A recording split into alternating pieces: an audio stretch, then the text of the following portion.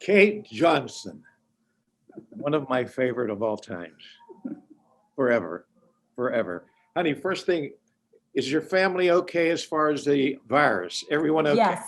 Good. Yep. Everybody is safe and well. Thank you for asking. That's wonderful. That's wonderful. And when are your nuptials? Oh gosh, we only got engaged a couple weeks ago, so we are taking our time. Take your time. Take your time. All right. Okay. So it's all in your court now. So you're leaving here. You've left the Palm Beach Day Academy school, that we call it. Take us from there on, your next step and all the way through.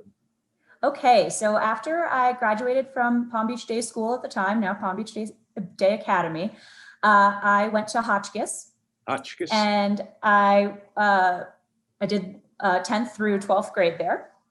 Some of the things that I enjoyed and the things that I continued from my Palm Beach Day time was I actually joined an a cappella group. I had done a lot of theater at the day school. And I also was the student body president of Hotchkiss, which is something I also did at the day school. So kind of preempted that. And then when I graduated from Hotchkiss, I went on to Williams College, where I studied psychology with a concentration as kind of like the Williams equivalent of a minor in neuroscience.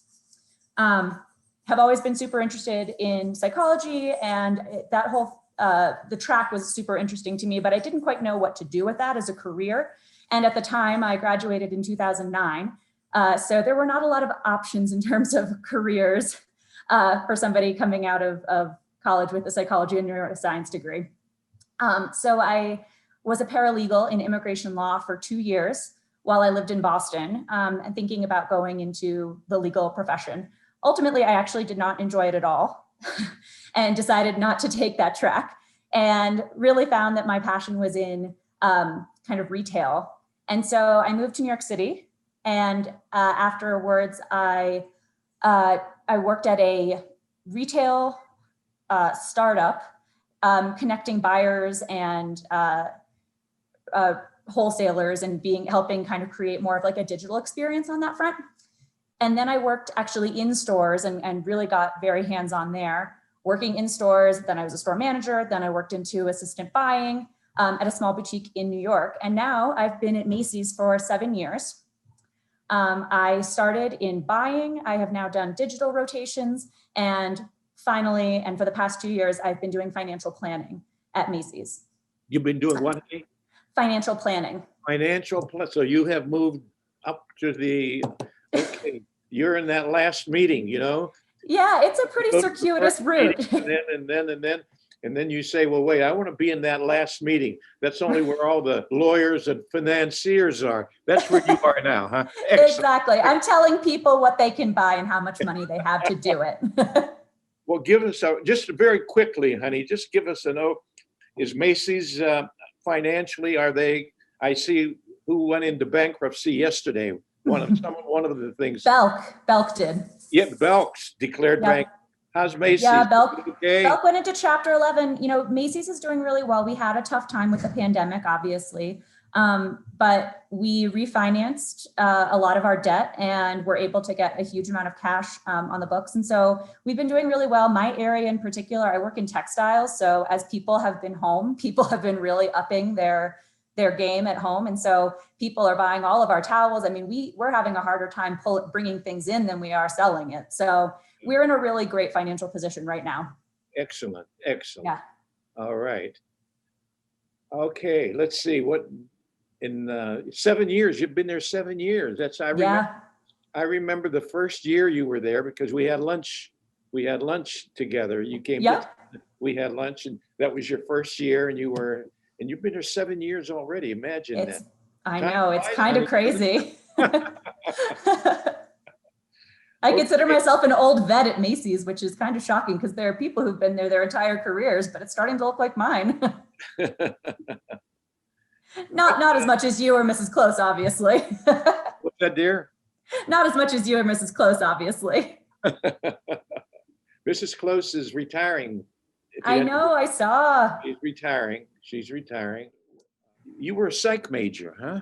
Yep. You were a psych major. You know, I'm a admirer of.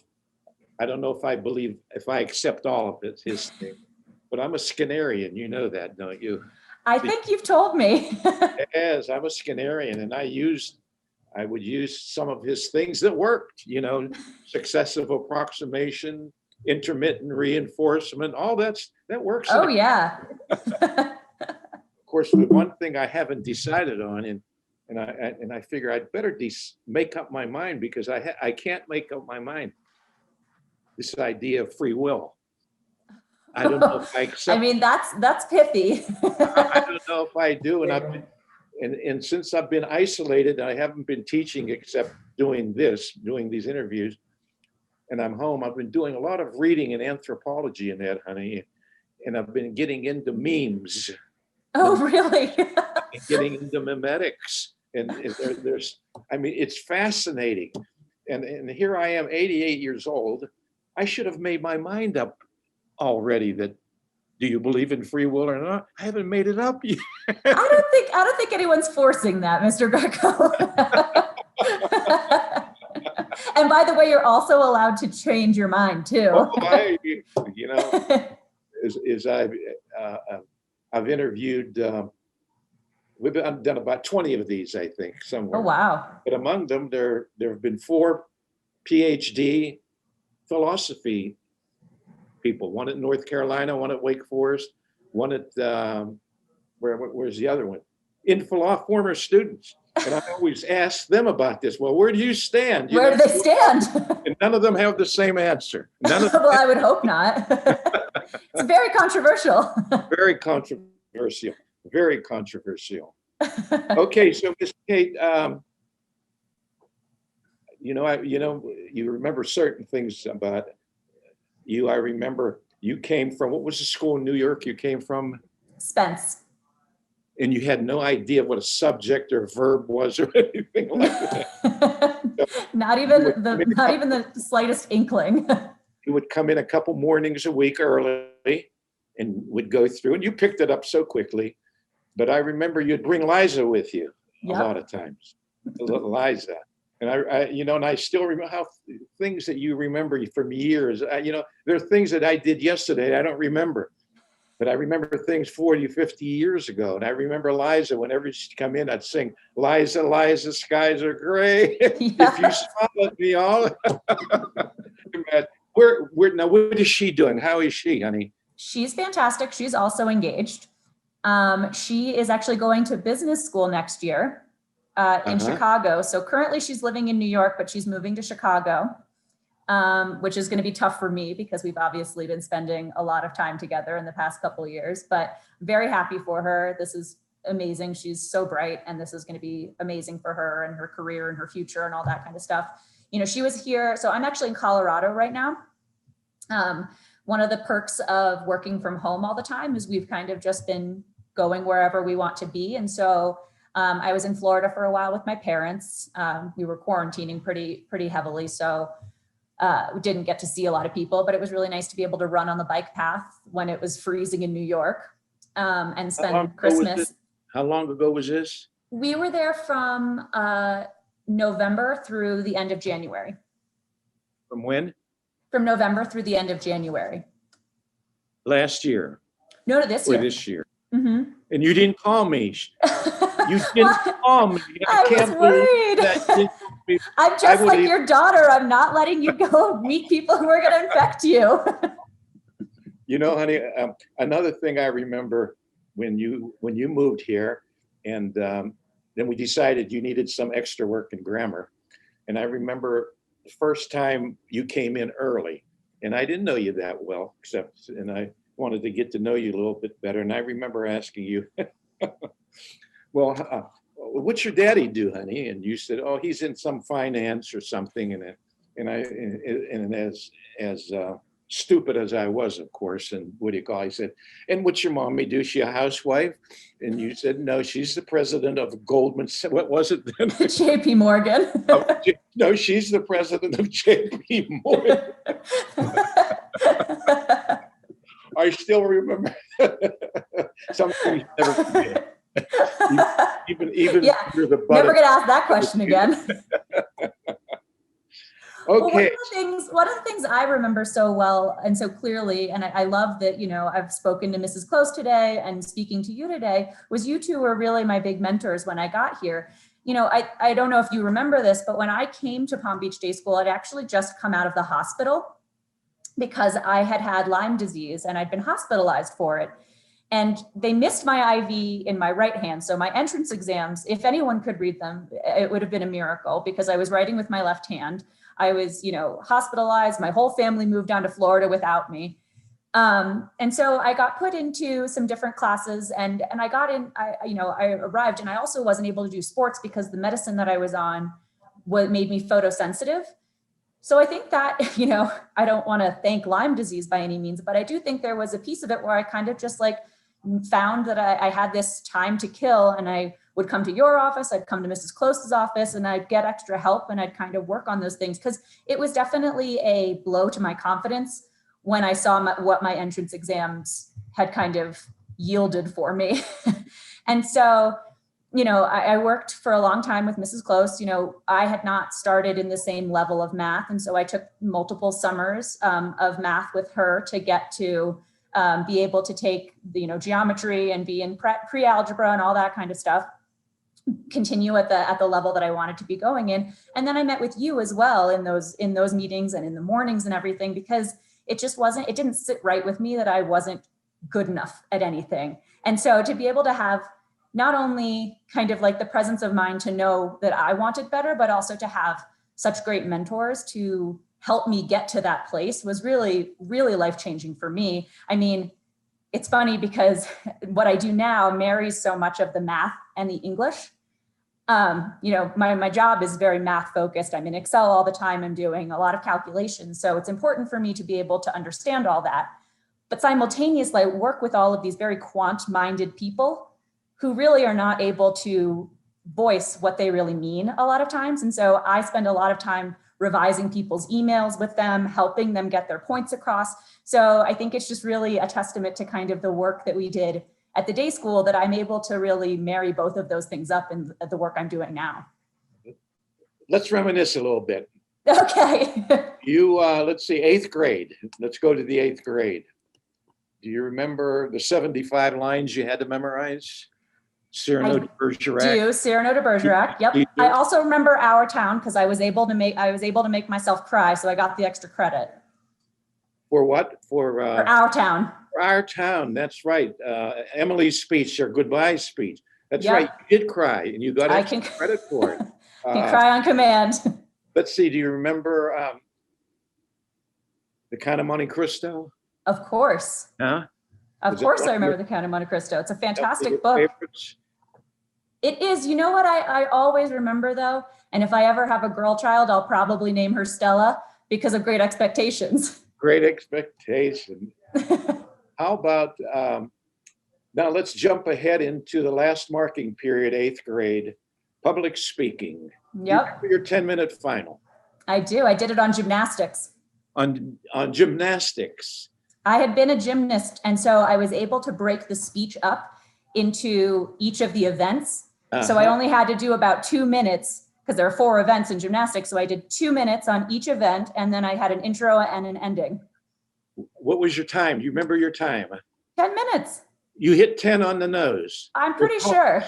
Yeah, you hit 10 on the, I've had maybe in all these years, I've had maybe 6 or 7 people who hit. Well, I can't promise that I exactly made it, but I'm pretty sure I was within the margin of error. You know, I'd have parents who tell me, you can't expect kids they can't do that. And I would tell them, well, you come on in and you're going to see what they can do. And and again, it's always funny, you know, with my reviews, everyone's like, oh, you know, most people want to talk about public speaking, but you seem perfectly comfortable in front of an audience. And I said, yeah, I don't have any problem with that. Put me up. Okay, now tell me about your young man. So what's he do, honey? He works for Roku. He works in mergers and acquisitions and corporate finance. Okay, all right.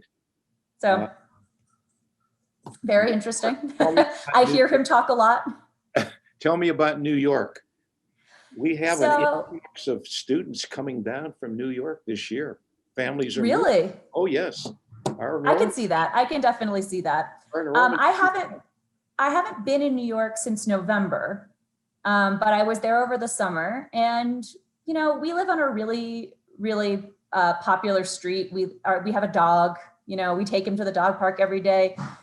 New York has, I think, if I were in Midtown, I'd probably have a very different view of what it's like. But the East Village is a very young place. There hasn't been a lot of, it hasn't felt quite so disrupted. And particularly over the summer, it was wonderful because, there's a lot of parks and stuff. And so everybody was kind of instead of hanging out at bars or whatever, you just get a picnic blanket and go sit in the park. And so it's very nice to see the resiliency of New Yorkers and the way people just kind of adapted so quickly.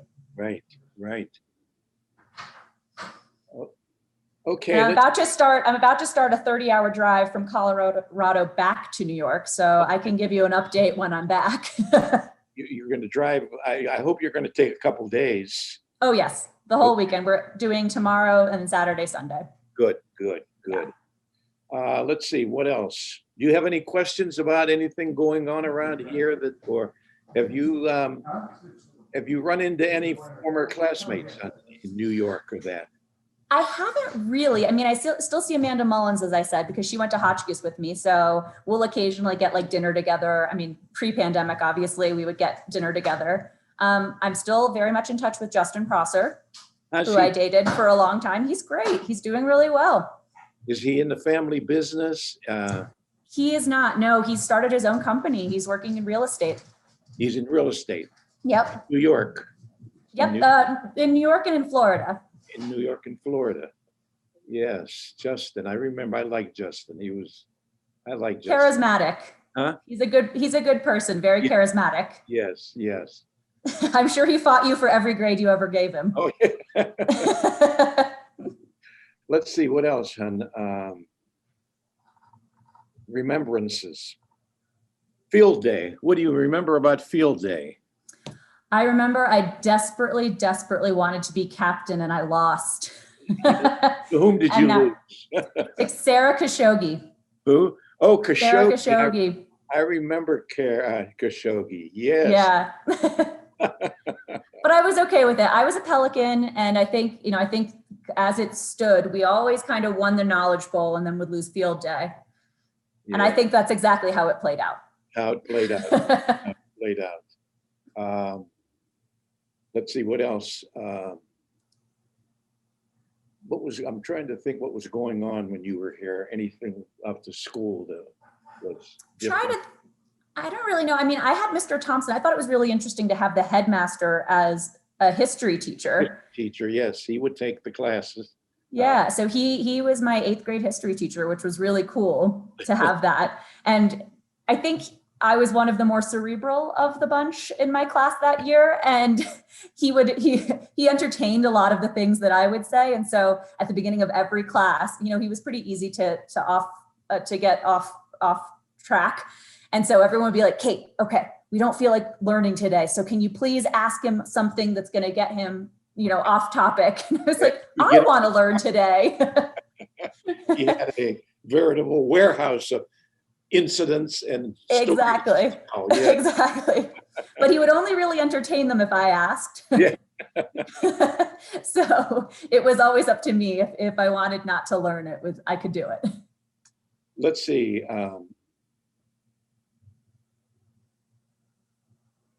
How much writing do you do, honey?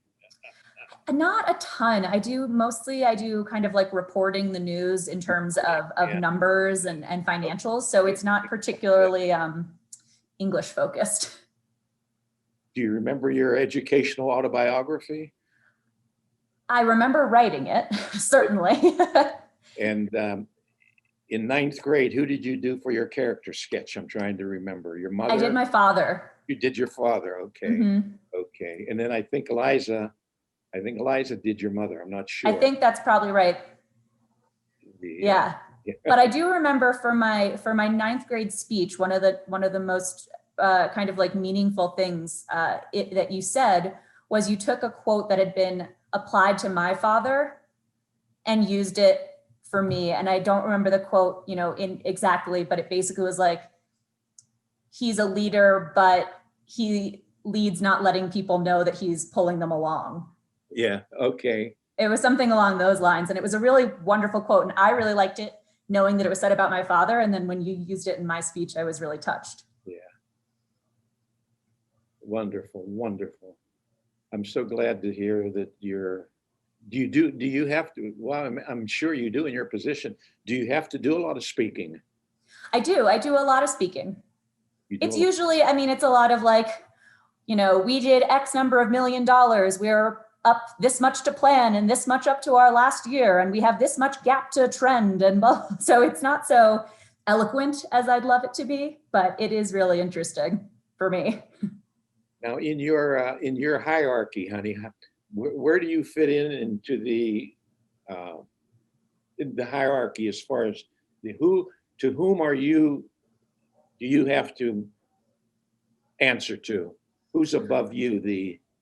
I report to, I own 2 areas of the company. They're small, certainly. I own the bath division, or the bath area, and then what's called utility, which is kind of like our white goods. So your mattress pads, your comforters, your pillows, that kind of stuff. And so I spend a lot of time, I build the plans. So I basically say, here is what you need to goal to. This is what your sales need to be. Here's what your margin is going to have to be. Here's what you're going to take in terms of markdowns.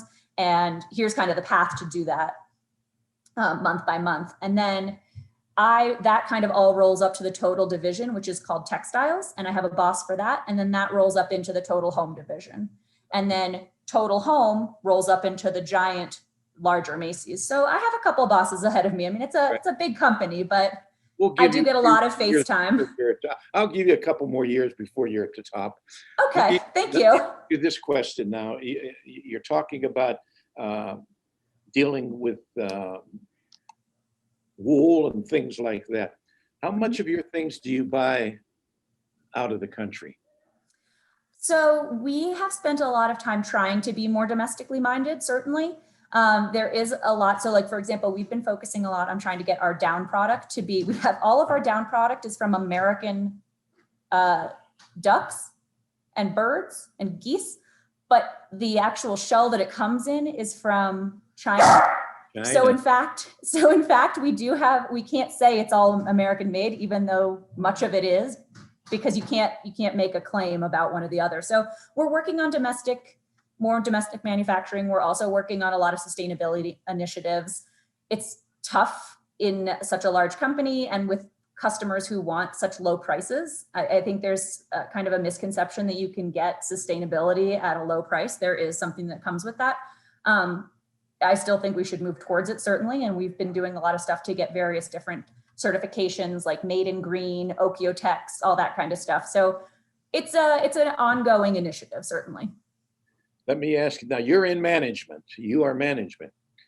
That's kind. I wouldn't consider myself management. Well, let me ask you this. As far as the clerks and that, et cetera, are they unionized? So there are people that we do have unions in terms of our floor workers, like people who work and actually are selling product. Nobody in the Macy's organization in my merchandising corporation is unionized. Okay. So I'm seeing. Yeah. Okay. I'm sure that would add a whole nother wrinkle to it that I don't even know how to answer, but. Yes. Oh boy. But yeah, how are you doing? Are you still doing biking during lunch and listening to your opera? I come over here twice a week. Okay. Close takes, I do nothing on a computer, nothing. I'm aware. I've called you or I've emailed you and gotten a phone call back every single time. Right. I do nothing. I've been doing a lot of reading, good. And as I said, I got into this memes and memetics, and I really got into it.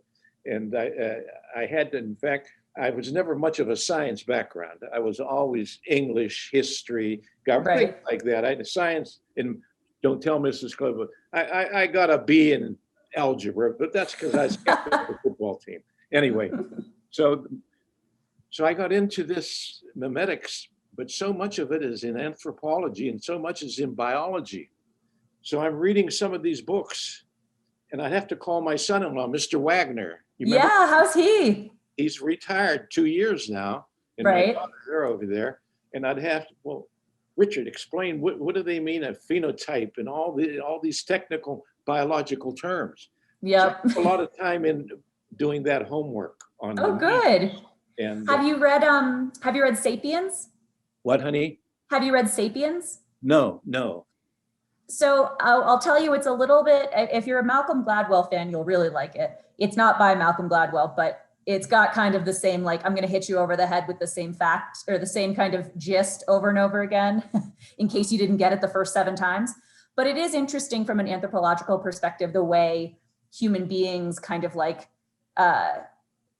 converged and potentially, the way they moved and the impact that they had on the environment. There's some, Sean and I both read it around the same time, and he loves to quote this whole fact about cows being the largest land mass in the world, and just like what that means for what we've done to the earth, kind of thing. So it's super, it's interesting. It's reductive to a certain extent and a little bit repetitive, but it is thought-provoking.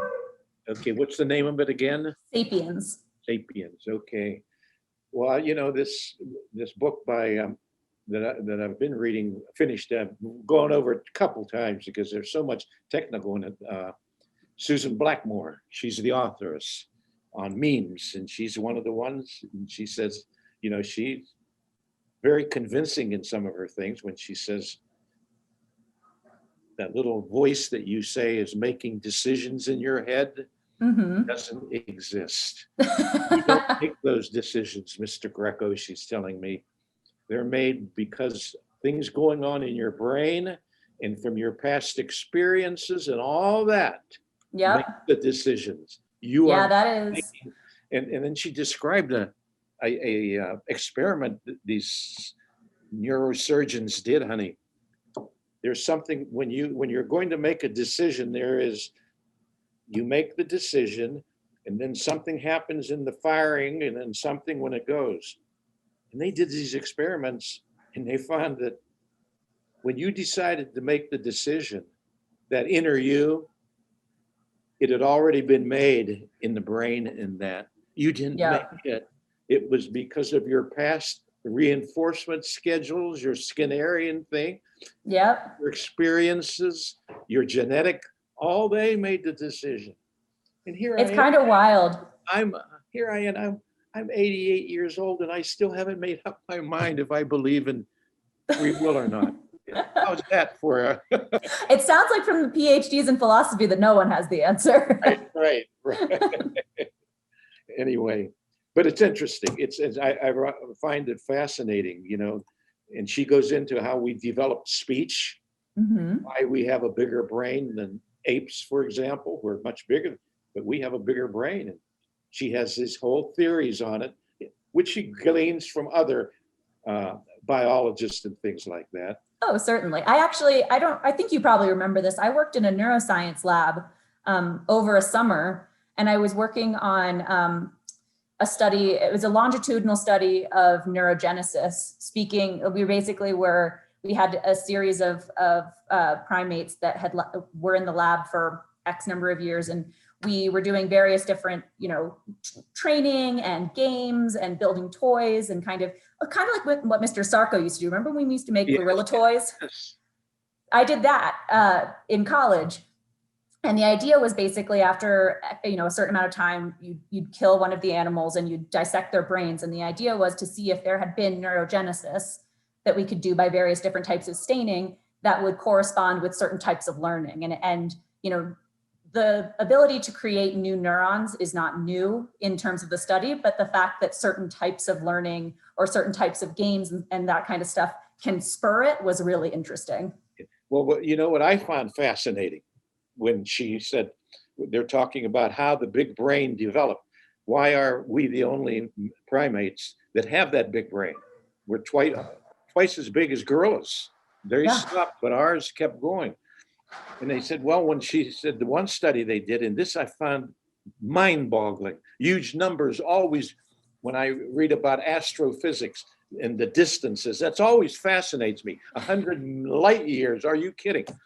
The brain contains 100 billion neurons. 100. Now, my first thing was, how did you count those? And I asked Mr. Wagner, my son, he says, they have methods of doing this.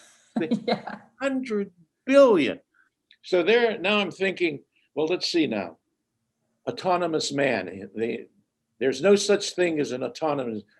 However, she did this, as you mentioned, there are certain parts of the brain, they know one controls light, vision, hearing, different things like that. But she said, they do not know yet what the frontal vortex does. The frontal. I don't know if that's 100% true. Well, honey, that's what she said. So my thing was, there is where autonomous man. Yeah. Gotcha. Oh God. Anyway. Well, Kate, honey, this has been so great, so great. I know, it's been wonderful to see you. And you got to promise me the next time you're in town, you give me an advance call so that we can have dinner or lunch, something like that. I'll shoot you an email. You can give me a call back.